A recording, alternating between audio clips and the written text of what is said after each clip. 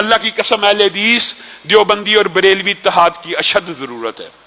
اسلام کے جو مشترکات ہیں ان کو نافذ کر لو اور اپنا فقہ، اپنی عقیدہ، اپنی ذات پہ نافذ کر دو۔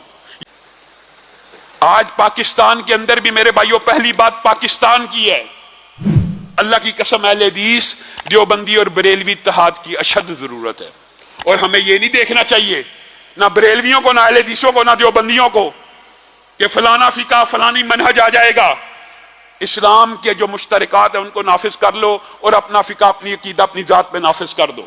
یہ بھی اسلام کی کامیابی ہے۔ اگر تم پاکستان کے اندر سے فحاشی، عریانی، بے حیائی کو ختم کر دو، یہ تو تینوں میں مشترک ہے۔ سود کو ختم کر دو، یہ تو تینوں میں مشترک ہے۔ اسلامی سزاؤں کا نفاذ کر دو، یہ تو تینوں میں مشترک ہے۔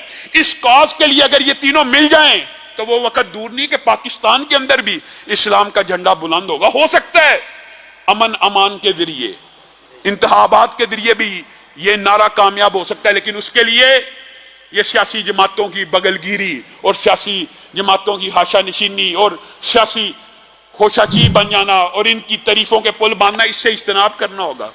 اگر آپ چاہتے ہیں آپ اسلامی سیاست کریں تو اہل حدیث دیوبندی بریلوی مل کر اس خطے کے اندر بھی اسلامی مشترکات کے لیے جد و جہد کر سکتے ہیں اور کامیاب بھی ہو سکتے ہیں۔